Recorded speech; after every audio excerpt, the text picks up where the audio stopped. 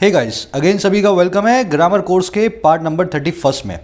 अगर सीधे सीधे आज चैनल पे लैंड हुए हो, पार्ट नंबर 31 को देख रहे हो, तो मुझे मालूम है आप क्या करोगे। आप 5 मिनट बाद इस वीडियो को बंद कर दोगे। रीज़न पता क्या है? क्योंकि ये वीडियो आपको समझ में नहीं आएगी, आप इसको अंडरस्टैंड नहीं कर पाओगे। अब आपके पास दो चॉइस हैं, या तो ये पूरा ग्रामर जो एसएससी बैंक्स में पूछा जाता है इसको आप यहीं पे देखो और बंद कर दो 5 मिनट के बाद, या फिर आप पार्ट 0 से आओ पार्ट 31 तक अपना बेसिक बिल्ड करते हुए और फिर एसएससी और बैंक की कंप्लीट ग्रामर कोर्स को पूरा करो। मैं आपको सजेस्ट करूंगा सेकंड वाला, पार्ट 0 से आओ पार्ट 31 तक। कोई पेड कोर्स ज्वाइन नहीं करना, किसी किताब को नहीं खोलना, इसमें ग्रामर पूरी हो जाएगी। ठीक है, वीडियो के डिस्क्रिप्शन में और कमेंट सेक्शन में आपको पूरी प्लेलिस्ट का लिंक मिल जाएगा। अब वहाँ से शुरू करें। चलिए अब शुरू करते हैं। 31 पार्ट में इन्फिनेटिव का एडवांस देखेंगे। पिछले पार्ट में मैंने आपको इन्फिनेटिव के बेसिक्स करवाए थे। आज का पार्ट थोड़ा कॉम्प्लिकेटेड है, फोकस देना। इसके बाद इन्फिनेटिव आपको फिर से देखना नहीं पड़ेगा। शुरू करने वाले हैं। देखो, पिछले पार्ट में 30वें पार्ट में जो आपने सीखा एक बार उसको रिवाइज करेंगे। इससे आपको पता लगेगा जो आपने सीखा था वो आपको याद है या नहीं। ठीक है, मैं आपको सेंटेंसेस दिखाता हूँ। She seems to enjoy the party. वो दिखाई देती है, सीम का मतलब होता है दिखाई देना। वो दिखाई देती है पार्टी को एंजॉय करती हुई। इसका मतलब क्या है? उसकी एक आदत है।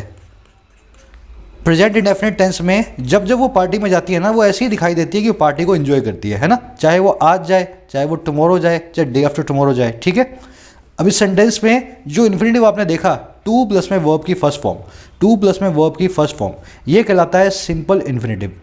अब एक चीज़ और ध्यान देनी है, इन्फिनेटिव के दो टाइप्स होते हैं। यहाँ पे शी जो है ना, शी ये इंजॉय कर रही है पार्टी को। इस इन्फिनेटिव को का एक्शन का जो डूअर है ना, वो है सेंटेंस का सब्जेक्ट। अगर ऐसा केस हो जब सेंटेंस का सब्जेक्ट ही इन्फिनेटिव का डूअर हो, जब सेंटेंस का सब्जेक्ट ही इन्फिनेटिव का डूअर हो, उस केस में इन्फिनेटिव को हम एक्टिव रखते हैं, और जब रिसीवर हो तब हम पैसिव रखते हैं। समझ गए ना? अगर सेंटेंस का सब्जेक्ट ही इन्फिनेटिव का डूअर है तो इन्फिनेटिव एक्टिव में होगा। अगर सेंटेंस का सब्जेक्ट इन्फिनेटिव के एक्शन का रिसीवर है तो इन्फिनेटिव पैसिव में होगा। आगे बढ़ेंगे, इसको और डिटेल में देखेंगे। इस सेंटेंस के साथ देखो, she seems to be enjoying the party. इसको बोलते हैं कॉन्टिन्यूअस इन्फिनेटिव। अभी वो पार्टी में बैठी है, मैं उसको देख करके बोल रहा हूँ यार पार्टी को एंजॉय करती हुई लगती है। मतलब ये एक्शन अभी कंटिन्यूअस एक्शन है ना। मेरे सामने वो पार्टी में एंजॉय कर रही है, डांस कर रही है, इस वजह से मैंने इस कंटिन्यूअस इन्फिनेटिव को यूज़ किया। इसकी फॉर्म क्या होती है? टू प्लस में बी प्लस में वर्ब की आईएनजी फॉर्म। इसको बोलते हैं कॉन्टिन्यूअस इन्फिनेटिव। अगेन, यहाँ पे जो इंसान एंजॉय कर रहा है वही हमारा सब्जेक्ट है। एक्शन को जो अंजाम दे रहा है, एक्शन का जो डूअर है, वही हमारा सब्जेक्ट है। ये फिर से कहलाएगा एक्टिव इन्फिनेटिव। और आगे बढ़ते हैं। She seems to have enjoyed the party. अब देखो, रात को पार्टी हो गई, नेक्स्ट डे हो गया। नेक्स्ट डे बड़ी उठी वो सुबह में और बड़ी खुश थी। मैंने देख के बोला यार हो सकता है, ऐसा दिखाई देता है मुझे कि उसने पार्टी में बहुत अच्छा एंजॉय किया है। मतलब she seems to have enjoyed, have plus में वर्ब की थर्ड फॉर्म। देख के कुछ याद आया? परफेक्ट टेंस की बात हो रही है। ये काम हो चुका है, ऐसा लगता है वो पार्टी में अच्छा एंजॉय कर चुकी है। अगेन, यहाँ पे आप टू प्लस है प्लस V3 को यूज़ करेंगे, ये कहलाएगा परफेक्ट इन्फिनेटिव। ध्यान यही देना है कि इन तीनों के अंदर एंजॉय करने वाली शी ही है, इसलिए तीनों कहलाएंगे एक्टिव इन्फिनेटिव। अभी पैसिव आएंगे आगे, है ना। पहले एक्टिव देखते जाओ। एंजॉय कौन कर रहा है? शी कर रही है, तो शी हमारा यहाँ पे सब्जेक्ट है और डूअर भी है, इसलिए एक्टिव इन्फिनेटिव है। अब एक कदम और आगे बढ़ो। She seems to be studying since morning. She seems to be studying since morning. ऐसा दिखाई देता है वो पढ़ रही है मॉर्निंग से। देखो, मेरे सामने बैठी है वो और पढ़ रही है। मैंने बोला किसी को देख करके, देखो यार मुझे लगता है वो सुबह से पढ़ रही है। ये सेंटेंस अपने आप में गलत है। आप बोलोगे सर यहाँ पे कंटिन्यूस इन्फिनेटिव यूज़ हुआ है तो क्या गलती है इसमें? टू प्लस में बी प्लस में वर्ब की आईएनजी फॉर्म। ध्यान ये देना है, यहाँ पे कंटिन्यूस नहीं, अब यहाँ पे सिंस फॉर वाला मामला पड़ गया। आपको याद है सिंस फॉर जब भी पढ़ता है कॉन्टिन्यूस टेंस को हम बदल देते हैं परफेक्ट कॉन्टिन्यूस टेंस में। याद है ना? कोई भी काम जो पहले भी हो रहा हो, अभी भी हो रहा हो, उस काम को हम परफेक्ट कॉन्टिन्यूस टेंस से बताते हैं। तो इन्फिनेटिव भी हमें सिंस फॉर के हिसाब से परफेक्ट कॉन्टिन्यूटिव लगाना पड़ेगा। और उसकी फॉर्म क्या होती है? देखो, जो परफेक्ट कंटिन्यूस टेंस की होती है ना, वही होती है टू। देखो, टू तो आएगा ही, हैव बीन प्लस में वर्ब की आईएनजी फॉर्म। तो यहाँ पे टू बी स्टडिंग को मैं काटूंगा और इसकी जगह पे लिखूंगा to have been studying since morning. इतना क्लियर? तो हमारे पास 4 तरह के टेंस होते हैं और 4 तरह के इन्फिनेटिव भी हैं। चारों की हमने एक्टिव फॉर्म को देखा, जहाँ पे शी ही जो अपना इन्फिनेटिव है उसका डूअर थी। अब देखो थोड़ा पैसिव फॉर्म्स को देखते हैं। A lot of work still needs to do, a lot of work still needs to do, यहाँ पे टू डू आपका इन्फिनेटिव है ना, टू प्लस में वर्ब की फर्स्ट फॉर्म। अब ये कौन सा इन्फिनेटिव है? सिंपल इन्फिनेटिव एक्टिव के अंदर। अब ध्यान दो, बहुत सारा काम अभी भी करना बाकी है, बहुत सारा काम अभी भी करना बाकी है। ये इन्फिनेटिव किसके लिए आया? वर्क के लिए आया। अब मुझे एक बात बताओ, अगर ये एक्टिव में है तो वर्क जो है ना, वर्क वही कुछ काम करेगा। मुझे एक बात बताओ, क्या वर्क किसी काम को करता है या हम वर्क को करते हैं? यहाँ पे हम बोल रहे हैं बहुत सारा काम करने की ज़रूरत है, काम नहीं करेगा कुछ किसी चीज़ को, हम काम को करेंगे। जो यहाँ पे डू एक्शन है ना, डू एक्शन वो वर्क के ऊपर होगा, सेंटेंस के सब्जेक्ट के ऊपर होगा। तो कहने का मतलब क्या, ये जो हमने एक्टिव इन्फिनेटिव लगाया ना, गलत है। यहाँ पे ज़रूरत है पैसिव इन्फिनेटिव की। तो वो कैसे लगेगा? टू प्लस में बी प्लस में वर्ब की थर्ड फॉर्म। तो मैं लिखूंगा यहाँ पे टू बी डन। तो इसको बोलते हैं पैसिव इन्फिनेटिव, क्योंकि काम को किया जाना है, ना कि काम किसी चीज़ को करेगा। अगर काम को किया जाना है तो काम एक्शन का रिसीवर है, और इसलिए हम टू प्लस में बी प्लस वर्ब की थर्ड फॉर्म लगाएंगे। अगर आप एक्टिव पैसिव जानते हैं तो आपको पता होगा पैसिव की एक ही कंडीशन होती है, बी फैमिली की कोई वर्ब हो और साथ में वर्ब की थर्ड फॉर्म हो। तो ऐसे ही पैसिव बना है ना। चलो और आगे बढ़ाते हैं। ये सब मैं वही करवा रहा हूँ जो पिछले पार्ट में आपने सीखा था, उसको रिवाइज कर रहे हैं, है ना। आज की एरर्स सीखने के लिए पिछला रिवाइज करना जरूरी है।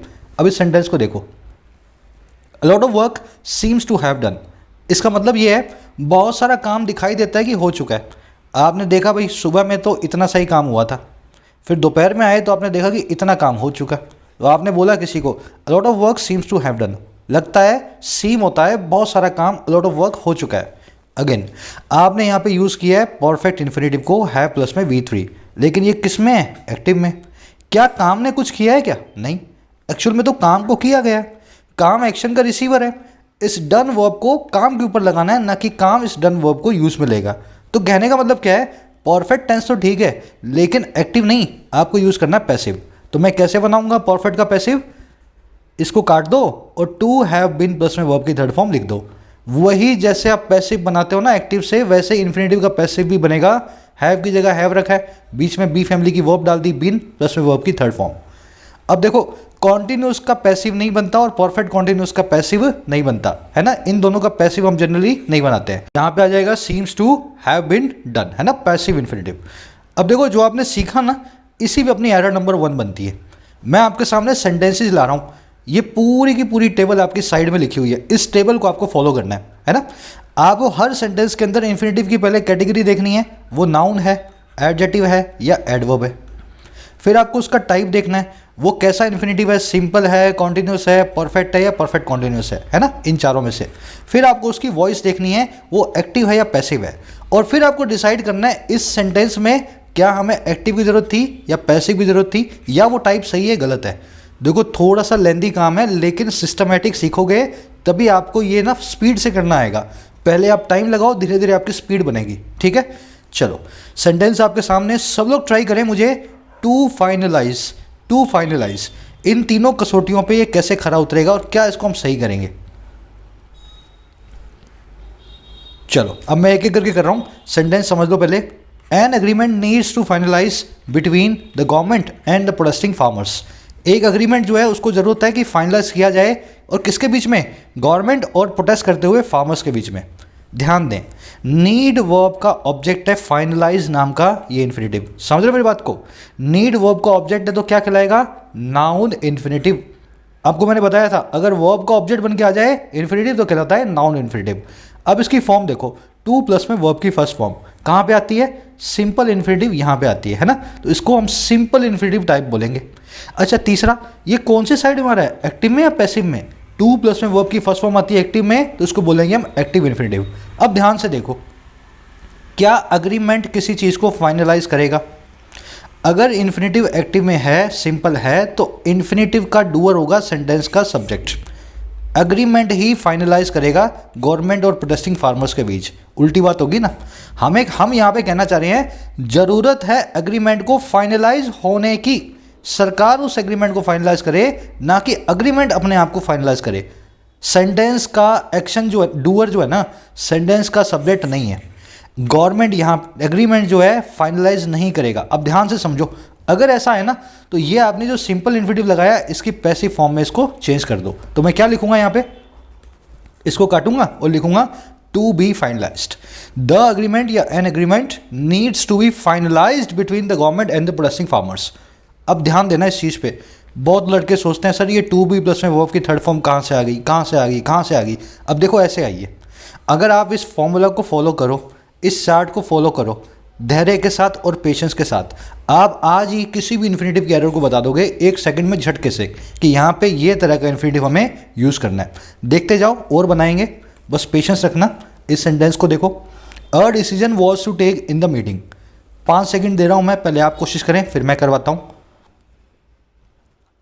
चलो, आपका इन्फिनेटिव है टू टेक, ये आपके सब्जेक्ट और लिंकिंग वर्ब, देखो ये है सब्जेक्ट, ये है लिंकिंग वर्ब और ये बनेगा सब्जेक्ट कॉम्प्लीमेंट, ठीक है ना। तो ये इन्फिनेटिव का कैटेगरी है सब्जेक्ट कॉम्प्लीमेंट का। अच्छा, टाइप क्या है, यहाँ पे टू प्लस में वर्ब की फर्स्ट फॉर्म है तो सिंपल इन्फिनेटिव। ऊपर चार्ट से देखो, टू प्लस में वर्ब की फर्स्ट फॉर्म क्या कहलाती है, सिंपल इन्फिनेटिव। लेफ्ट साइड में है तो यहाँ पे इसकी वॉइस होगी एक्टिव, लेफ्ट में आने वाले सारे के सारे स्ट्रक्चर्स हैं एक्टिव इन्फिनेटिव की, राइट में पैसिव। अब एक चीज़ का ध्यान देना, सेंटेंस का सब्जेक्ट है डिसीजन, इन्फिनेटिव है टेक। क्या डिसीजन ही टेक करेगा खुद को? कभी ऐसा होता है डिसीजन खुद को ही ले ले, मतलब आप डिसीजन लेने बैठे थे पर डिसीजन ने खुद को ले लिया, इसका मतलब तो ये निकल रहा है डिसीजन खुद को लेगा मीटिंग के अंदर। अरे खुद को कैसे ले लेगा, लिया जाएगा डिसीजन जो मीटिंग के अंदर है ना। सेंटेंस में जो ये इन्फिनेटिव है एक्टिव वाला, इसको चेंज कर दो पैसिव में, तो यहाँ पे डिसीजन जो है रिसीवर हो जाएगा एक्शन का। तो मैं यहाँ पे पैसिव जब यूज़ करूँगा तो मैं लिखूँगा टू बी टेकन। बस ऐसे ही आपको डिसाइड करना होता है ना, एक्टिव यूज़ करना है या पैसिव यूज़ करना है। और आगे बढ़ते हैं और कुछ देखेंगे सेंटेंसेस को। यही काम करो इस सेंटेंस पे, कैटेगरी, नाउन और वॉइस देख के मुझे बताओ क्या ये सही है गलत है। चलो, the police have obtained the court order to be questioned the suspects. Police ने ऑब्टेन कर लिया है, पा लिया है कोर्ट के ऑर्डर को क्वेश्चन करने के लिए, सवाल करने के लिए सस्पेक्ट से, संदिग्धों से। कोर्ट ऑर्डर मिल गया पुलिस को ताकि वो सवाल जवाब कर सके इन सस्पेक्ट लोगों से। सबसे पहला काम क्या करना है, इन्फिनेटिव को पकड़ना है, उसकी फॉर्म को चेक करना है। तो टू बी क्वेश्चन आपका इन्फिनेटिव है ना, टू बी क्वेश्चन आपका इन्फिनेटिव है। कैटेगरी क्या है, पुलिस ने ये काम क्यों किया। जब इन्फिनेटिव वर्ब से वाई का रिप्लाई करे, जब इन्फिनेटिव वाई का रिप्लाई करे, क्यों किया, क्वेश्चंस को, सस्पेक्ट्स को क्वेश्चन करने के लिए, तब वो इन्फिनेटिव कहलाता है एडवर्बियल इन्फिनेटिव। पिछले पार्ट में आपने मेरे साथ सीखा था, जब इन्फिनेटिव वर्ब से वाई का रिप्लाई करता है, रीजन, एडवर्ब ऑफ रीजन कहलाता है ना। तो ये एक एडवर्ब हो गया यहाँ पे। अब आगे देखो इसकी फॉर्म क्या है, टू प्लस में बी प्लस में वर्ब की थर्ड फॉर्म। कहाँ पे है भाई, ये टू प्लस में बी प्लस वर्ब की थर्ड फॉर्म है यहाँ पे सिंपल इन्फिनेटिव की पैसिव फॉर्म। तो सिंपल हो गया, वॉइस होगी पैसिव। अब मुझे एक चीज़ बताना, यहाँ पे पुलिस ने जो इस कोर्ट ऑर्डर को लिया है, क्वेश्चन करने के लिए लिया है या क्वेश्चन होने के लिए लिया है। ध्यान देना, इन्फिनेटिव जब पैसिव में होगा तो सब्जेक्ट के ऊपर काम होगा। अब इसका मतलब ये है क्वेश्चन किया जाएगा पुलिस को। भाई पुलिस ने कोर्ट ऑर्डर लाया है पुलिस कि मेरे को बिठाओ और मेरे से सवाल जवाब करो, सस्पेक्ट मेरे से सवाल जवाब करें। ऐसा हो सकता है क्या, नहीं हो सकता। एक्चुअल में क्वेश्चन जो है वो पुलिस करेगी, ना कि पुलिस से क्वेश्चन किया जाएगा। अगेन हमने यहाँ पे गलत इन्फिनेटिव को यूज़ कर दिया है, रिसीवर ना बना करके हमें एक्शन का डूअर बनाना है। तो क्या करो, इस सिंपल इन्फिनेटिव के एक्टिव वाले काउंटर पार्ट को ले आओ। वो क्या होता है, टू प्लस में वर्ब की फर्स्ट फॉर्म। तो टू बी क्वेश्चन की जगह टू प्लस में वर्ब की फर्स्ट फॉर्म क्वेश्चन। ध्यान देना, बहुत सिंपल तरीके से बता रहा हूँ। इस चार्ट को आपको देखना है, इस चार्ट को आपको देखना है, और इसमें कोई भी ऐसी चीज़ नहीं है जो रट्टा मारने वाली हो, है ना। कंटिन्यूस टेंस कैसा होता है, बी प्लस में वर्ब की आईएनजी फॉर्म। परफेक्ट टेंस कैसा होता है प्लस में वर्ब की थर्ड फॉर्म, है ना। तो ये वही चार्ट है, टेंसेज वाला चार्ट। इस चार्ट के हिसाब से आपको इन तीनों चीज़ों के बेस पर डिसाइड करना है इन्फिनेटिव रॉन्ग है या करेक्ट है। एक दो सेंटेंसेज और हैं, फिर उसके बाद एरर नंबर 2 की तरफ बढ़ेंगे। इसको भी आप लोग कोशिश करें। John is said to be firing from his job because of his bad attitude. John ऐसा कहा जाता है, सेड का मतलब है कहा जाता है। देखो passive voice, is said. John ऐसा कहा जाता है कि वो फायर हुआ है, वो नौकरी से निकाला गया है, फ्रॉम हिज जॉब, अपनी नौकरी से, क्योंकि उसके खराब एटीट्यूड के कारण। तो ऐसा कहा जाता है कि जॉन को नौकरी से भगाया गया है उसके खराब एटीट्यूड के कारण। सब लोग पहले यहाँ पे जो इन्फिनेटिव पढ़ा है इस पे जांच पड़ताल करें, तीनों कसौटियों पे रख के देखें ये सही है गलत है, फिर मैं करवाता हूँ आपको। चलो, सबसे पहला काम क्या करना है, इसकी कैटेगरी को देखना है। John is said what, John is said what, verb का व्हाट या whom से रिप्लाई करे ऐसा इन्फिनेटिव कहलाता है नाउन इन्फिनेटिव। ठीक है, John is said what to be firing, है ना, तो वर्ब से व्हाट का रिप्लाई कर रहा है ना। क्या कहा जाता है, जॉन, जॉन कहा जाता है कि वो नौकरी से निकाला गया है ना, तो ये नाउन इन्फिनेटिव है, नाउन की तरह काम करेगा। अच्छा, टाइप कौन सा है, टू प्लस में बी प्लस में वर्ब की आईएनजी फॉर्म, तो to plus be plus verb की आईएनजी फॉर्म कहलाती है कंटिन्यूअस इन्फिनेटिव। देख रहे हो ना यहाँ पे, ये वाला कंटिन्यूअस इन्फिनेटिव हो जाएगा, लेफ्ट साइड में तो एक्टिव भी हो जाएगा, है ना। तो टाइप क्या हो गया इसका, टाइप हो गया कंटिन्यूअस और वॉइस हो गई एक्टिव। अब ध्यान से सोच के मुझे बताओ, पहली चीज़ तो ये कंटिन्यूअस इन्फिनेटिव है तो कोई काम होना जारी है। दूसरी चीज़, जॉन आपके इस इन्फिनेटिव का सब्जेक्ट हो गया क्योंकि इन्फिनेटिव एक्टिव में है। अब इसका मतलब क्या निकला, ऐसा कहा जाता है, जॉन कहा जाता है कि वो फायर कर रहा है। समझ लो मेरी बात को, John is said to be firing, John fire कर रहा है अपनी नौकरी से अपने खराब एटीट्यूड के कारण।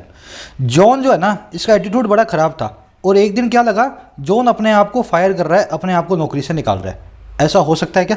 तो पहली चीज़ तो ये एक्टिव इन्फिनेटिव यहाँ पे नहीं आ सकता क्योंकि जॉन को फायर किया जाएगा, जॉन को नौकरी से निकाला जाएगा, जॉन एक्शन का रिसीवर होगा तो पैसिव आएगा। अब या तो पैसिव ये वाला आएगा या पैसिव ये वाला आएगा क्योंकि कंटिन्यूस टेंस में तो पैसिव होता ही नहीं है। तो मैं क्या लिख सकता हूँ यहाँ पे, मैं लिख सकता हूँ, इसको काट दो टू बी फायरिंग को, तो मैं लिख सकता हूँ John is said to be fired from his job because of his bad attitude. या मैं ऐसा भी लिख सकता हूँ John is said to have been fired from his job because of his bad attitude. आप चाहे इसको सिंपल टेंस में पैसिव बना दें चाहे परफेक्ट टेंस में पैसिव बना दें, दोनों में आपका जो है टेंस बिल्कुल सही रहेगा। अब किसी का सवाल हो सर दोनों में से सही कौन सा होगा, ध्यान दें, अगर यहाँ पे लिखा हो yesterday, last week, last year, है ना, ऐसा कोई एडवर्ब ऑफ टाइम दिया हो, इसके नौकरी से निकाले जाने का वक्त दिया हो, तब उस केस में आप प्रेफर करेंगे इस वाले को। अगर कोई वक्त नहीं दिया हुआ है, जैसे इस केस में जॉन को फायर कब किया गया, यहाँ तो लिखा ही नहीं हुआ, ऐसे केस के अंदर परफेक्ट टेंस वाले इन्फिनेटिव को जो है ना प्रेफर करेंगे। दोनों ही सही हैं लेकिन आप प्रेफर करेंगे इस वाले को क्योंकि यहाँ पे कोई टाइम नहीं दिया हुआ। बढ़े आगे, वीडियो को एक लाइक ज़रूर देना अगर सीख रहे हो मन लगा करके फोकस के साथ, है ना। आ जाओ इस क्वेश्चन को करो सबके सब लोग। India is believe to be developing combat drones since 2010। India माना जाता है, बिलीव्ड है, ऐसा माना जाता है कि वो डेवलप कर रहा है कॉम्बैट ड्रोन्स को सन 2010 से। चलो बहुत सिंपल है, आपने टू बी प्लस डेवलपिंग पकड़ लिया। कैटेगरी क्या है भाई, India is believed what, what जो व्हाट का रिप्लाई करे वो अब से कहलाता है नाउन। अच्छा, इसका टाइप क्या है, टू प्लस में बी प्लस में वर्ब की आईएनजी फॉर्म, मतलब हो गया ये कॉन्टिन्यूअस इन्फिनेटिव। अच्छा, इसकी वॉइस क्या है, लेफ्ट साइड में आ रहा है सर तो एक्टिव वॉइस है, राइट में आता तो पैसिव होता, तो इसका वॉइस हो गया एक्टिव। अब मुझे एक बात बताओ, ये सेंटेंस आपको सही लगेगा क्योंकि इंडिया डेवलप कर रहा है, इंडिया ही एक्शन का रिसीवर है और इंडिया आज भी डेवलप कर रहा है, एक्शन कंटिन्यूस है। ये सेंटेंस अपने आप में सही है ना, लेकिन ध्यान रखें जब सिंस या फॉर आ जाए, जब सिंस या फॉर आ जाए तो कॉन्टिन्यूस टेंस को हम बदल देते हैं परफेक्ट कॉन्टिन्यूस टेंस में। पता है ना आपको, जो काम पहले भी हो रहा होता आज भी हो रहा है तो उस काम को हम किस में दिखाएंगे, परफेक्ट कॉन्टिन्यूस टेंस में। तो मुझे यहाँ पे एक्चुअल में इसको परफेक्ट कॉन्टिन्यूस में लिखना है। मैं इसको यहाँ से काटूंगा, यहाँ से काटूंगा और इसकी जगह लिखूंगा seems to, India is believe to have been developing, है ना, हैव बीन प्लस में वर्ब की आईएनजी फॉर्म। चलिए लास्ट सेंटेंस अपना थोड़ा सा ट्रिकी है, ये मीनिंग से जाना, लास्ट सेंटेंस है, फिर एरर नंबर 2 की तरफ बढ़ने वाले हैं, है ना। सब लोग कोशिश करें फिर मैं करवाता हूं। चलिए, I would like to visit pyramid of Giza when I was in Egypt last year. मैं चाहूँगा विजिट करना, आई वुड लाइक, मैं चाहूँगा विजिट करना गीज़ा के पिरामिड को जब मैं इजिप्ट में था लास्ट ईयर, जब मैं पिछले साल इजिप्ट में था। सबसे पहला काम क्या करना, कुछ मत करो, आप कैटेगरी पकड़ लो। I would like what, I would like what, I would like an apple, I would like to visit. जब भी वट का रिप्लाई कर दे इन्फिनेटिव कहलाता है नाउन इन्फिनेटिव, ठीक है। टू विजिट यहाँ पे क्या बता रहा है, सिंपल इन्फिनेटिव को। अच्छा, इसका वॉइस कैसा है, एक्टिव टेंस में है, लेफ्ट में है तो एक्टिव टेंस हो गया। अब यहाँ पे गलती क्या है, ध्यान से देखना, यहाँ पे जो विजिट करेगा वो मैं ही हूँ, गीज़ा का पिरामिड नहीं है, तो ये सेंटेंस एक्टिव में ही होना चाहिए। लेकिन ये सेंटेंस एक्टिव में सिंपल नहीं बल्कि परफेक्ट होगा। परफेक्ट बताता है पास्ट को, तो आप इसको बदल देंगे परफेक्ट में सिंपल वाले से। आप यहाँ पे लिखेंगे I would like to have visited the pyramid of Giza when I was in Egypt last year. मैं ऐसा, मुझे बहुत अच्छा लगता है ना, बहुत लाइक करता कि अगर मैंने विजिट किया होता, इस काम को मैं कर चुका होता, टू हैव प्लस में V3 लगा करके गीजा के पिरामिड को, जब मैं इजिप्ट में था पिछले साल। आप यहाँ पे टेंस भी चेंज कर सकते हैं, दूसरा ऑप्शन ये भी है, पर हम वो वाला यहाँ डिस्कस नहीं कर रहे हैं। आई वुड हैव लाइक्ड, ऐसा भी आप लिख करके टेंस को भी चेंज कर सकते हैं। तो दोनों तरीके से हो सकता है। इन्फिनेटिव को चेंज करोगे परफेक्ट में तो भी काम चल जाएगा। चलिए एरर नंबर 2 की तरफ बढ़ेंगे। ये आपकी मेन एरर थी 1 नंबर। इसके बाद आएगी मेन एरर 6 नंबर। बीच में मिसलेनियस करवा रहा हूँ 2 नंबर, 3 नंबर, 4 नंबर और 5 नंबर। पर मिसलेनियस का मतलब ये नहीं है आती नहीं है, एग्जाम में आती है, इसीलिए इनको करवा रहा हूँ मैं, ठीक है। तो 6 नंबर पे भी आपको खूब ध्यान देना और 1 नंबर पे भी। अब आ जाओ सेकंड नंबर से शुरू कर रहे हैं। देखो आपके सामने एक सेंटेंस लिखा हुआ है, पढ़ लो इस सेंटेंस को पहले। That evening Yashika decided to go out with friends to watch a movie and to give them a dinner treat. शाम को यशिका ने डिसाइड किया 3 काम। पहला तो वो गो आउट विद करेगी, बाहर घूमने जाएगी दोस्तों के साथ। दूसरा वो वॉच करेगी एक मूवी को, और तीसरा वो देगी एक ट्रीट, डिनर की, अपने दोस्तों को। यशिका ने 3 कामों को डिसाइड किया, समझ रहे हो ना मेरी बात को। तो पहला काम तो हमने लिखा टू गो आउट, दूसरा टू वॉच ए मूवी, तीसरा to give them a treat. 3 कामों को 3 इन्फिनेटिव से बताया। हमारा रूल क्या कहता है, टू को ड्रॉप कर देंगे जब भी आपके पास एक से ज़्यादा इन्फिनेटिव हो और वो किसी कोमा, एंड या और से जुड़े हुए हो। देखो यहाँ पे तीनों इन्फिनेटिव कैसे जुड़े हुए हैं, पहले के बाद आ रहा है एक कोमा और दूसरे के बाद में आ रहा है एंड। जब भी इन्फिनेटिव कोमा से, एंड से या और से जुड़े हुए हों, है ना, तो उन इन्फिनेटिव में से आप पहले वाले का तो टू बरकरार रखें, बाकी दोनों का टू जो है निकाल दें। अब इस सेंटेंस को सही कैसे करूँगा मैं, इसमें मुझे सिंपली इस टू को ड्रॉप कर देना है। सेंटेंस अपने आप में बिल्कुल सही है। अब पेपर में आपका ऐसा सेंटेंस नहीं आएगा, 2 बार टू लिखा हुआ नहीं मिलेगा आपको, मिलेगा बहुत कम जगह, है ना। इनफैक्ट आपको वो एरर्स देगा घुमा करके इसी वाले कॉन्सेप्ट के ऊपर। अब वो देखो एरर्स इस टाइप की होंगी। इस सेंटेंस को पढ़ो, इसी फॉर्मूला को अप्लाई करके इसमें से एरर को फाइंड करना है और सही करना है। द जज ordered us to fulfil the contract और पेज अ हैवी पेनल्टी। जज साहब ने हमें ऑर्डर किया कि फुलफिल करें कॉन्ट्रैक्ट को या फिर पे करें हैवी पेनल्टी को। अब दिक्कत क्या है, दूसरी बार यहाँ पे टू नहीं लिखा। जज साहब ने दो चीज़ें ऑर्डर की हमें। पहला तो आप फुलफिल कर दें कॉन्ट्रैक्ट को या पे कर दें हैवी ड्यूटी को, है ना।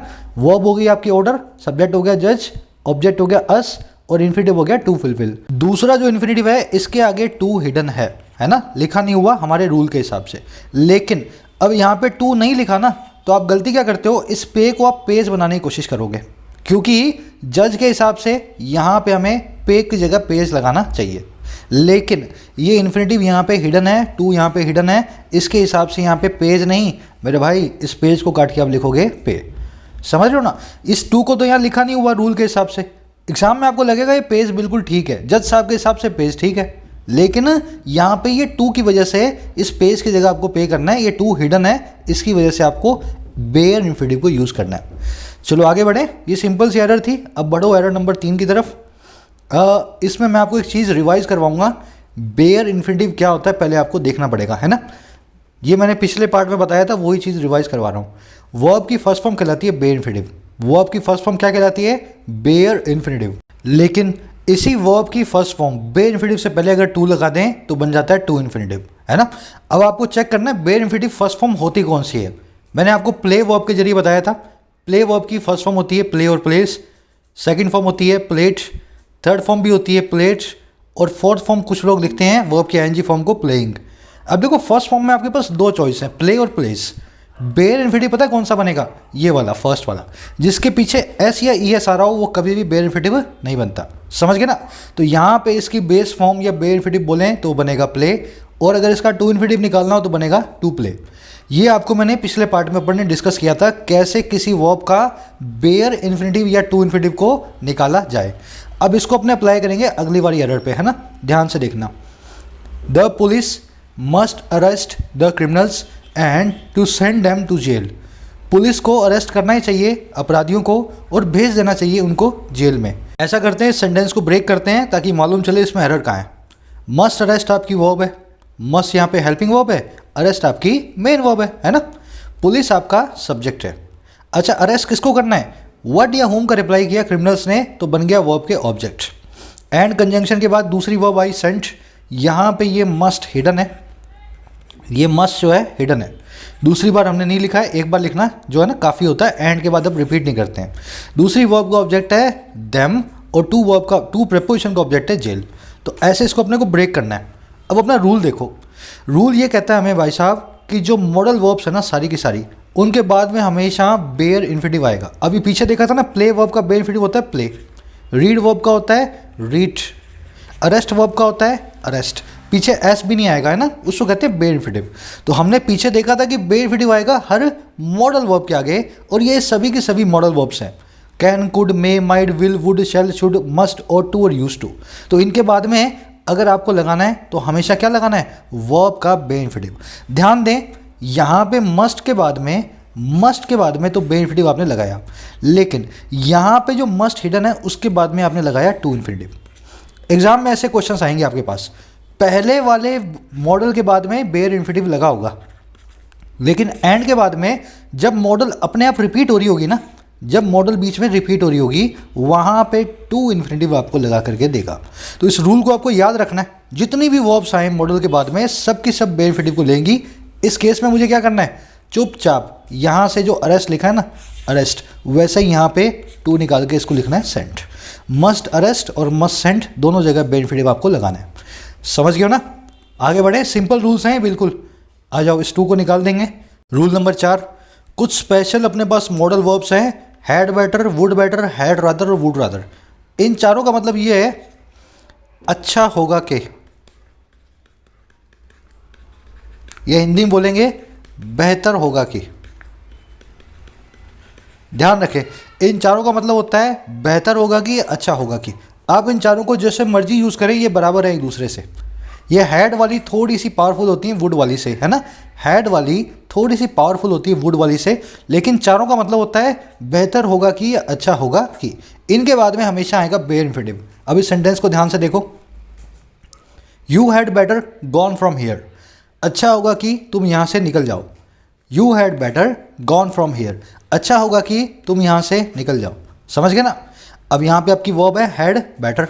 क्या है? Had better. ये हेल्पिंग वर्ब आपकी है ना, यू आपका सब्जेक्ट है। अब इसके बाद में जो वर्ब आएगी ना, मेन वर्ब, हमेशा होगी बेयर इन्फिनिटिव। ये सभी स्पेशल मॉडल वर्ब्स हैं, हेल्पिंग वर्ब्स का ही काम करेंगी। जो भी वर्ब अपने बाद में लेंगी वो लेंगी किसको? बेयर इन्फिनिटिव को। तो आपको हैड देख करके लग सकता है यहाँ पे V3 आएगी, लेकिन हैड बेटर अपने आप में एक मॉडल वर्ब है, इसके बाद में बेयर इन्फिनिटिव ही आएगा। तो इस केस में मुझे क्या करना है, गॉन को काटो और इसकी जगह पे लिख दो गो। समझ गए ना? तो यहाँ पे हैड बेटर की जगह हैड रादर होता, वुड रादर होता या वुड बेटर होता। मुझे यहाँ पे गो नहीं लिखना था, मुझे सिर्फ और सिर्फ गो लिखना था। इसी सेंटेंस को और थोड़ा आगे बढ़ाते हैं, you had not better go from here. अब मैंने क्या किया, जो मैंने सीखा था ऊपर इसको यहाँ अप्लाई कर दिया, पर मुझे सेंटेंस को नेगेटिव बनाना है, ना कि अफर्मेटिव रखना है। तो हैड के बाद में मैंने नॉट लगा दिया। आपको पता है हेल्पिंग वर्ब के बाद में नॉट आता है, मैंने यहाँ लगा दिया। लेकिन ध्यान दें, यहाँ पे इस केस में had better he helping verb है, इसको सेपरेट ना करें। तो had rather, had better, would better, would rather, जब ये हेल्पिंग वर्ब बन के आती है ना, उस केस में बीच में नॉट ना घुसाएं। तो क्या करना है आपको, इस पूरे को दो काट, इस पूरे को दो काट और इसकी जगह लिखो हैड बेटर नॉट गो। समझ रहे हो ना मेरी बात को? हैड बेटर हेल्पिंग वर्ब है, गो यहाँ पे मेन वर्ब है। अगर नोट लगाना है तो यहाँ पे आएगा बीच में, ना कि यहाँ पे आएगा। यहाँ पे नहीं आएगा और यहाँ पे आएगा। तो इस केस में आप जब भी had better, would rather, would better के साथ में लगाना चाहें तो मेन वर्ब से पहले नोट को लगाएं, ना कि had better, had rather, would better या वुड रादर के बीच में नोट को घुसाने के। समझ गए? चलो आगे बढ़ते हैं। एरर नंबर 5, इसको बोलते हैं नथिंग बट वाली एरर। देखने में बहुत कंफ्यूजिंग लगती है, लेकिन बहुत सिंपल इसका फॉर्मूला है अपने पास। आपको कोई भी सेंटेंस मिल जाए जिसमें नथिंग बट लगाओ, आपको डिसाइड करना होगा उसके बाद में जो वर्ब आ रही है, जो भी चीज़ आ रही है वो कैसे आएगी, है ना। उसको डिसाइड करने का फॉर्मूला ये है, आप सीधे सीधे नथिंग बट को भूल जाएं और उससे पहले वाली वर्ब देखें क्या रखी हुई है। पांचों केसेस में मैंने वर्ब हाईलाइट कर दी है। यहाँ पे डू, यहाँ पे वांटेड, यहाँ पे एंजॉय, यहाँ पे हैव, यहाँ पे हैव डन। अगर नथिंग बट से पहले डू फैमिली की कोई वर्ब पड़ी हो, डू, डिड और डन, तो उस केस में नथिंग बट के बाद में बेयर इन्फिनिटिव आएगा। मैं लॉजिक के साथ समझाऊंगा ऐसा क्यों होता है, पहले समझ लो फॉर्मूला क्या है ना। अगर डू डिड डन पढ़ा हो नथिंग बट से पहले तो इसके बाद में क्या आएगा, वर्ब का बेयर इन्फिनिटिव। अगर इस फॉर्मूला को हम फॉलो करें तो यहाँ पे नथिंग बट से पहले डू आ रहा है, बाद में आ रहा है टू फाइट, तो मैं क्या करूँगा, इस टू को निकाल लूँगा और लिख दूंगा फाइट। समझ गए ना, मतलब खाली फाइट आएगा, टू निकल जाएगा, यहाँ पे बेयर इन्फिनिटिव आपको यूज़ करना है। वैसे ही लास्ट वाले सेंटेंस में देखो, यहाँ पे डन आ रहा है, अगेन फॉर्मूला ट्रिगर होगा, यहाँ पे मैं वर्ब की आईएनजी फॉर्म को हटाऊंगा और इसकी जगह लिखूंगा वेस्ट। समझ गए ना, तो नथिंग बट के बाद में हमेशा और हमेशा अगर पहले डू फैमिली की कोई वर्ब पड़ी है तो आपको लगाना है बेयर इन्फिनिटिव को। अब देखो इस फॉर्मूला का लॉजिक समझते हैं ताकि आपको बाकी के भी करने आए, है ना। इस फॉर्मूला का लॉजिक क्या है, इसके पीछे लॉजिक मेरे भाई ये है, आप नथिंग बट को बीच में से भूल जाओ ना, भूल जाओ, ये लगा हुआ है ऐसा भूल जाओ आप। अगर आप भूल जाओगे ना तो आपको ईजिली पता लग जाएगा बाद में क्या आएगा। वॉन्ट वर्ब के बाद में इन्फिनिटिव आता है, I want to buy a house. Enjoy verb के बाद में वर्ब की आईएनजी फॉर्म आई थी, I enjoy spending time together. Have के बाद में मेन वर्ब के बाद में यहाँ पे नाउन आ सकता है होप नाम का, लेकिन डू के बाद में बेयर इन्फिनिटिव आता है, I did not do that, I don't want that, है ना। जो भी आप लगाते हो डू के बाद में, डू फैमिली की वर्ब के बाद में हमेशा वर्ब का बेयर इन्फिनिटिव लगाते हो। तो आप नथिंग बट को अगर साइड में रख देंगे ना बीच में से, तो आप इजीली डिसाइड कर पाएंगे बाद में क्या लगाना है। अब बाकी के सेंटेंस देख लेते हैं। वांट वर्ब के बाद में कभी भी इन्फिनिटिव आता है टू इन्फिनिटिव, ना कि bare. I want to do that, I want to buy this house, I want to eat this ice cream. समझ गए ना, तो बाय की जगह है टू बाय। एन्जॉय के बाद में हमेशा वर्ब की आईएनजी फॉर्म आती है, आपको पता है स्पेशल वर्ब पैटर्न में मैंने आपको पढ़ाया है। एन्जॉय वर्ब हमेशा आईएनजी फॉर्म को लेगी, तो यहाँ पे स्पेंडिंग आएगा। यहाँ पे हैव मेन वर्ब है, दे हैव होप, हैव आपकी मेन वर्ब है, इसके बाद में एक नाउन आया हुआ है नो एरर, ठीक है ना। I have a car, they have hope, उनके पास आशा है ना। तो नथिंग बट का मतलब होता है सिवा इस चीज़ के, उनके पास और कुछ भी नहीं है सिवा इस चीज़ के आशा के, है ना। उनके पास सिर्फ और सिर्फ होप है। समझ गए ना, तो ये सिंपल सा फॉर्मूला है नथिंग बट का। अब आ जाओ अपनी मोस्ट इंपॉर्टेंट एरर पे, एरर नंबर 6। यहाँ पे फोकस देना, इसमें लॉजिक भी है और फॉर्मूला भी है। तो पहले मैं आपको फॉर्मूला बताता हूँ, फिर फॉर्मूला के पीछे का लॉजिक बताता हूँ ताकि आपको याद रहे वो फॉर्मूला। दोनों सेंटेंस देख लो, आपके सामने लिखे हुए हैं। My friends did not let me to study. Let का मतलब होता है इजाज़त देना या किसी काम को करने देना। मेरे दोस्तों ने मुझे पढ़ाई नहीं करने दी। I asked them for letting me to speak. मैंने उनको कहा, आस्क किया कि मुझे आप बोलने दें, लेट मी टू स्पीक। हमारा फॉर्मूला ये कहता है कि ये सारी verbs let, bid, help, see, notice, feel, hear, watch, इनके बाद में अगर कोई ऑब्जेक्ट पड़ा हो, इन सभी मेन वर्ब्स का अगर कोई ऑब्जेक्ट हो, तो ऑब्जेक्ट के बाद में जो वर्ब आएगी ना वो बेयर इन्फिनिटिव होगी। फिर सुन लो, ये सभी verbs let, bid, help, see, notice, feel, hear और वॉच, इनके बाद में अगर ऑब्जेक्ट पड़ा हो, ऑब्जेक्ट के बाद में जो वर्ब आएगी वो कभी भी इन्फिनिटिव नहीं होगा, बल्कि वो होगा, क्या होगा, बेयर इन्फिनिटिव। अब देखो इसको अपने लॉजिक से समझेंगे। पहले सेंटेंस को मैं ब्रेक कर रहा हूँ, ये फॉर्मूला बना कैसे है ना। डिड नॉट लेट हमारी वर्ब होगी, फ्रेंड्स हमारा सब्जेक्ट हो गया, मी हमारा ऑब्जेक्ट हो गया। किसको नहीं करने दिया, मुझको नहीं करने दिया, होम का रिप्लाई कर रहा है वर्ब से, तो हमारा ऑब्जेक्ट हो गया। अब इस ऑब्जेक्ट के बाद में जो वर्ब आ रही है ना, वो इस मी के लिए आ रही है। स्टडी किसको करनी थी, मुझे करनी थी। अगर ये वर्ब इस मी के लिए आती है तो ये कहलाती है ऑब्जेक्ट कॉम्प्लीमेंट। इस स्टडी का डूअर कौन है, मी तो है। स्टडी किसको करनी थी, मुझे ही तो करनी थी। अगर मी के लिए ये स्टडी नाम की वर्ब आ रही है लेट नाम की वर्ब के बाद, तो ये मी का ऑब्जेक्ट कॉम्प्लीमेंट कहलाएगी। ऑब्जेक्ट कॉम्प्लीमेंट इंग्लिश में हमेशा बेयर इन्फिनिटिव बनता है। ऐसे ये वाला फॉर्मूला बना है। अब हर सेंटेंस में देखोगे ना, ये वाले सारे सेंटेंस आएंगे, इसमें जो काम हो रहा होगा ना इन्फिनिटिव, उससे पहले वाला ऑब्जेक्ट कर रहा होगा। अगर वो डूअर हुआ तो ऑब्जेक्ट को आपको बेयर इन्फिनिटिव फॉर्म में लिखना है, क्योंकि वो ऑब्जेक्ट कॉम्प्लीमेंट होता है। समझ गए। अब इस केस में देखो, स्टडी मुझे करनी थी तो मुझे यहाँ पे टू को निकाल देना है और लिख देना है इसकी जगह पे स्टडी। वैसे इस सेंटेंस को देखो, यहाँ पे आस्क्ड आपकी वर्ब है ना, आस्क्ड वर्ब है, आई सब्जेक्ट है। आस्क किसको किया भाई, देम, उनको किया, ये वर्ब का ऑब्जेक्ट हो गया। ठीक है।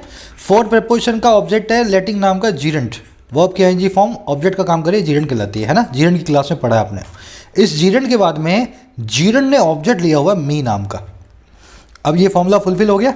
लेट के बाद में, लेट की आईएनजी फॉर्म के बाद में एक ऑब्जेक्ट पड़ा है ना। ऑब्जेक्ट कौन है, मी। अब मी के बाद के अंदर हमारे पास रखा हुआ है एक इन्फिनिटिव टू स्पीक। बोलेगा कौन, मैं ही तो बोलूँगा। मैंने उनसे पूछा कि मुझे बोलने दो, मैंने उनको आस्क किया कि मुझे आप बोलने दो। बोलना किसे है, मुझे ही तो बोलना है। अगर मी बोलेगा, अगर मी स्पीक करेगा तो स्पीक यहाँ पे मी का हो गया ऑब्जेक्ट कॉम्प्लीमेंट। ऑब्जेक्ट कॉम्प्लीमेंट किस में होता है? हमेशा हमेशा और बेयर इन्फिनिटिव में। तो मैं इस टू को क्या करूँगा, यहाँ से निकाल दूंगा, यहाँ से निकाल दूंगा और इसकी जगह पे खाली खाली स्पीक लिख दूंगा। समझ में आ गया? क्लियर है? अब ये बाकी वर्ब्स भी मैं आपको करवाता हूँ एक एक करके, है ना। आ जाओ बिड वर्ब पे। बिड दो वर्ब्स हैं, एक नहीं है, दो वर्ब्स हैं। पहली बिड का मतलब होता है बोली लगाना। जब आप बोली बोली देखते हो ना, कहीं फिल्मों में लग रही होती है 1,01,000, 1,02,000, 1,03,000, उस बोली को कहते हैं बिड करना। ये बिड नंबर 1 है। इसकी कभी ये 1 नंबर का मतलब क्या है? ये पहली बिड है। दो बिड वर्ब्स है हमारे पास। बिड नाम से हमारे पास एक नहीं दो अलग अलग वर्ब्स हैं। तो पहले वाली है बोली लगाने वाली। ध्यान दें, इसका कभी भी फॉर्म चेंज नहीं होता। पास्ट टेंस में भी बिड, परफेक्ट टेंस में भी बिड, प्रेजेंट टेंस में भी बिड। लेकिन हमारे पास एक और बिड भी है। इसका सेकंड फॉर्म होता है बेड, थर्ड फॉर्म होता है बिडन।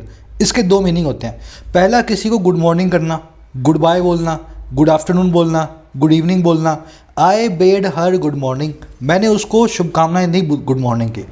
She came to bid me goodbye, वो मुझे गुड बाय बोलने के लिए, बिड करने के लिए आई। समझ गए ना? तो पहला मीनिंग होता है इसका, सेकंड वाली का, किसी को शुभकामनाएं देना। दूसरा मीनिंग होता है इसका, किसी से कोई रिक्वेस्ट, टेल या ऑर्डर करना। तो हम जो बिड की बात कर रहे हैं ना, ये वाले बिड की, हम जिस बिड की बात कर रहे हैं इस फॉर्मूला में, वो सेकंड वाली बिड का ये सेकंड वाला टेंस है, सेकंड वाला यूज है। समझ गए? पहली वाली बिड का फॉर्म चेंज नहीं होता। इसका मतलब होता है बोली लगाना। इसका मतलब क्या होता है? बोली लगाना। इसका बिड बिड बिड ही रहेगा, कभी चेंज नहीं होगा। लेकिन सेकंड वाली बिड जो है, इसका second form bed, third form बिडन। इसका जो सेकंड वाला यूज है, किसी को ऑर्डर देना, इसके लिए हम यूज करते हैं इस वाले फॉर्मूला को। अब देखो, जिसको ऑर्डर दिया जाएगा वो ऑब्जेक्ट बन जाएगा। अब देखो कैसे करना है, समझ गए ना। The teacher bade me to enter the classroom. Teacher साहब ने मुझे बेड किया, टीचर साहब ने मुझे रिक्वेस्ट किया। समझ गए ना, यहाँ पे रिक्वेस्ट वाला फॉर्मूला यूज हो रहा है। टीचर साहब ने मुझे कहा या आस्क किया, रिक्वेस्ट किया, ऑर्डर दिया कि आप एंटर कर दो क्लासरूम में, आप क्लासरूम के अंदर आ जाओ। अब यहाँ पे ये बेड का दूसरा वाला यूज है। समझ गए? बोली लगाने का नहीं बात हो रही। तो इस केस में मैं क्या करूँगा, बेड के बाद में जो ऑब्जेक्ट आया है वही एंटर करेगा, मी एंटर करेगा, तो इसका टू निकाल दूंगा। लॉजिक से समझा रहा हूँ कैसे बनाए। बिड आपकी वर्ब है, टीचर सब्जेक्ट है, मी ऑब्जेक्ट है, टू को निकाल के यहाँ पे एंटर लिख देना है। वैसे यहाँ पे the boss bade him to attend the meeting. Board ने उसको कहा, रिक्वेस्ट किया या ऑर्डर दिया कि आप मीटिंग को अटेंड करो। बेड आपकी वर्ब, बॉस सब्जेक्ट, हिम जो हो गया ऑब्जेक्ट हो गया। तो बिड के बाद में जैसे ही ऑब्जेक्ट दिखा, आप क्या करोगे, इस टू अटेंड को टू काट के खाली अटेंड लिख दोगे। तो बस यही सिंपल सा रूल है ना। इन सब के अंदर ऑब्जेक्ट जो है इस एक्शन का डूअर होता है, इस वजह से ये कहलाते हैं ऑब्जेक्ट कॉम्प्लीमेंट और हमेशा बेयर इन्फिनिटिव फॉर्म में होंगे। चलो आगे बढ़ते हैं, हेल्प वर्ब को देख लेते हैं। GPS helped us to reach our destination. GPS helped us reach our destination. Sentence दोनों एक जैसे ही हैं। दोनों में क्या कह रहा हूँ मैं, GPS ने हमें हेल्प किया कि हम रीच करें अपनी डेस्टिनेशन में, और यहाँ भी हमें हेल्प किया कि रीच करें हम अपनी डेस्टिनेशन में। हमारा फॉर्मूला क्या कहता है, हेल्प के बाद में अगर ऑब्जेक्ट आ जाए तो आप यूज़ करेंगे बेयर इन्फिनिटिव को, ठीक है ना। लेकिन हेल्प का मामला थोड़ा सा उल्टा है। ये फॉर्मूला बिल्कुल सही है हेल्प के लिए, लेकिन ये फॉर्मूला के अंदर आप एक चीज़ और ध्यान रखें, हेल्प वर्ब अपने बाद में टू इन्फिनिटिव भी ले सकती है और बे इन्फिनिटिव भी ले सकती है। ये खास अकेली ऐसी इंग्लिश में एक वर्ब है जिस पे ये फॉर्मूला एक्सेप्शन की तरह लगता है। समझ गए ना? इन सबको आप देख रहे हो ना, इसमें हेल्प एक ऐसी वर्ब है जिसके बाद में बेयर के साथ में टू इन्फिनिटिव भी आ सकता है। अगर मैं इस चीज़ को देखूँ तो यहाँ पे टू रीच भी सही है और रीच भी सही है, ये वाला भी करेक्ट है और ये वाला भी करेक्ट है। समझ गए? इसके अंदर हेल्प को आपको स्पेशल ट्रीटमेंट देनी है। टू इन्फिनिटिव लगाओ, बे इन्फिनिटिव लगाओ, दोनों ही अपने आप में करेक्ट है। बाकियों के साथ मत करना है, बिड या लेट के साथ मत करना है ना। चलो आ जाओ आगे बढ़ते हैं। अब ये सी, नोटिस, फील और हियर और वॉच, इन सबको एक साथ ले रहा हूँ। फॉर्मूला आपके सामने है, सी, नोटिस, फील, हियर और वॉच। इसके बाद में अगर ऑब्जेक्ट आ जाए, उसने देखा, किसको देखा, हमें देखा, हमें ऑब्जेक्ट है ना, और क्या करते हुए देखा, चीट करते हुए देखा। हमें इसके डूअर भी हैं इस एक्शन के। फॉर्मूला ट्रिगर हुआ, आपको पता लगा ऑब्जेक्ट के बाद में अगर डूअर आ जाए तो वो सब्जेक्ट कॉम्प्लीमेंट की तरह ट्रीट होगा, और यहाँ पे आप क्या करोगे, इस टू को यहाँ से निकाल दोगे, ठीक है। अब देखो ये सेंटेंस अपने आप में सही है, शी सॉ अस चीट, लेकिन ये सेंटेंस भी अपने आप में सही है, शी सॉ अस चीटिंग। मैं क्या कहना चाह रहा हूँ आपसे, इसके बाद में टू इन्फिनिटिव तो नहीं आएगा, ये तो पक्का है ना। इन वर्ब्स के बाद में see, notice, help, see, notice, feel, hear, watch, इनके बाद में टू इन्फिनिटिव तो नहीं आएगा, ये पक्का है, लेकिन इनके बाद में पार्टिसिपल आ सकता है। अब देखो ये होगा कैसे, ध्यान से समझना। इन पांचों वर्ब्स के बाद में अगर आप बेयर इन्फिनिटिव लिख रहे हो, जैसे यहाँ पे चीट लिखा, तो इसका मतलब क्या है, पूरा एक्शन आपने विटनेस किया। उसने हमें देखा चीट करते हुए, हमने चीट कब शुरू किया था और कब खत्म किया उसने पूरा देखा। लेकिन अगर आप पार्टिसिपल फॉर्म को यूज़ करोगे, चीटिंग लिखोगे, तो उसका मतलब क्या है, उसने पार्ट ऑफ एन एक्शन देखा, उसने बीच में देखा हम चीट कर रहे थे, कहाँ से हमने शुरू किया और कब तक हमने चीट किया, उसने पूरा एक्शन विटनेस नहीं किया। समझ गए ना, दोनों ही सही हैं, चीट भी सही है और चीटिंग भी सही है, लेकिन टू चीट गलत है। चीट का मतलब है कंप्लीट एक्शन, चीटिंग का मतलब है पार्शियल एक्शन। मुझे लगता है थोड़ा सा अभी हैवी हो रहा है आपके लिए, पर अब 2-3 वीक में एक वीडियो ला रहा हूँ मैं, है ना, 2-3 वीक के अंदर एक ग्रामर वीडियो आ रही है। अब इसको आप आराम से 2 बार चला करके देख लेना, नोट्स आपको अभी मिल जाएंगे कमेंट सेक्शन में, इसके डाल रहा हूँ, है ना। तो इसको आप आराम से चला करके देखो, क्योंकि ये सारी एरर्स बहुत इंपॉर्टेंट है और एक साथ ही मुझे लेनी थी, पार्ट्स में मुझे नहीं देना था। तो अब ब्रेक लेकर के देखो आराम से, अपने आप को बर्डन मत करना, लेकिन पूरा कॉन्सेप्ट मैं आपको करवा रहा हूँ, ठीक है। अब कुछ और सेंटेंस देखेंगे, इसी वाले एरर के ऊपर 2 सेंटेंस और करवाऊंगा, फिर आज का क्विज है आपका, ठीक है। चलो, I heard him to sing this song yesterday, मैंने सुना उसको इस सॉन्ग को सिंग करते हुए कल, ठीक है। हेयर वर्ब का ऑब्जेक्ट है, हेयर वर्ब का हर्ड यहाँ पे V2 लगा है, इसका ऑब्जेक्ट है हिम। अगेन वही फॉर्मूला ट्रिगर हो गया, अगर इन वर्ब्स के बाद में ऑब्जेक्ट आ जाए, किसको सुना, उसको सुना, अगर ऑब्जेक्ट आ जाए और ऑब्जेक्ट ही उस काम को कर रहा हो, वो गाना गा रहा था, मैंने सुना वो गाना गा रहा था कल इस सॉन्ग को, ना इस सॉन्ग को सिंग कर रहा था, तो मुझे यहाँ पे क्या करना है, इस टू को फटाफट से निकाल देना है। लेकिन अगर यहाँ पे सिंग की जगह पे मैं सिंगिंग रखना चाहूँ तो वो भी अपने आप में सही है। इसका मतलब क्या है, मैंने पूरा गाना नहीं सुना उसका, मैं गुजर रहा था उसका, मैंने गाने का एक जो है एक लाइन सुनी या एक पैरा सुना। समझ गए ना, दोनों ही बात अलग अलग है लेकिन सही है। अब वो एक और सेंटेंस देखो, the little girl felt the man's eye to stare her, छोटी बच्ची ने फील किया कि जो आदमी की आंखें थी उसको घूर रही थी। लिटिल गर्ल ने फील किया आदमी की खूंखार आंखें उसको स्टेयर कर रही थी। स्टेयर का मतलब होता है घूमना। देखो फेल्ट वर्ब का ऑब्जेक्ट है मैन्स आइज, फेल्ट किसको किया, आदमी की आंखों को किया। होम का रिप्लाई कौन कर रहा है, आदमी की आंखें कर रही हैं। अगर ऐसा है तो स्टेयर भी आदमी की आंखें कर रही थी, तो ये डूअर भी है सेक्शन का, तो ये यहाँ पे किसको लेगा, ये यहाँ पे लेगा इस टू इन्फिनिटिव को निकाल के बेयर इन्फिनिटिव को। यहाँ पे स्टेयरिंग भी हो सकता है। स्टेयर का मतलब है जब उसने स्टेयर करना शुरू किया और जब खत्म किया, तो पूरा का पूरा लिटिल गर्ल ने फील किया। स्टेयरिंग का मतलब है लिटिल गर्ल अपना काम कर रही थी, बीच में उसने देखा कि वो आदमी उसको स्टेयर कर रहा है, उसे नहीं पता कब स्टेयर करना शुरू किया और कब तक उसने स्टेयर किया, पूरा एक्शन इस लिटिल गर्ल ने विटनेस नहीं किया। समझ गए। तो सी, नोटिस, फील, हियर और वॉच सबको ऐसे ही यूज करना है। आई थिंक आज का थोड़ा सा मसाला ज़्यादा हो गया है ना, डाइजेस्ट करने में थोड़ी सी दिक्कत होगी आपको, पर आराम से करना, लोड मत लेना। नोट्स को देखो, आपका इन्फिनिटिव यहाँ पे हुआ पूरा। अब मैं आपको आज का क्विज दिखा देता हूँ, 6 क्वेश्चंस हैं। नेक्स्ट पार्ट आएगा आपके पास, इन्फिनिटिव से रिलेटेड है पर थोड़ा सा अलग है, इसको बोलते हैं कॉजेटिव वर्ब्स। इस पार्ट में मैंने इसलिए लिया क्योंकि उसको करने मुझे 20 मिनट लगेंगे, तो छोटा ही पार्ट करवाऊंगा मैं। हेल्प, गेट और मेक, हेल्प, गेट और मेक, हेल्प, गेट और मेक, इन तीनों को हम कॉजेटिव वर्ब्स बोलते हैं। ये जो आपने 6 नंबर रूल पढ़ा ना, इसी का एक्सटेंशन है कॉजेटिव वर्ब्स, तो ये आपको वहाँ पे काम आएगा। नेक्स्ट पार्ट आपको दे दूंगा मैं 5-7 दिनों के अंदर। अपने क्विज को यहीं पे कोशिश करें, वीडियो को एक लाइक ड्रॉप करें और एक शेयर जरूर देना, है ना। अब इस वीडियो के जो क्विज है इसके सभी आंसर्स को आप देख लें और कमेंट सेक्शन में अपना स्कोर मुझे बताएं। सब लोग पहले ट्राई कर लेना, 5 में एरर को करेक्ट करना है। अब मैं इसके आंसर्स दिखा रहा हूँ, यहीं पे देख लो, ये आपके आंसर्स हैं, ठीक है। गॉड ब्लेस यू ऑल, हंसते रहें, मुस्कुराते रहें, जरूर से एक शेयर और एक लाइक दें वीडियो को। मुलाकात लूँगा, तब तक के लिए साइनिंग आउट।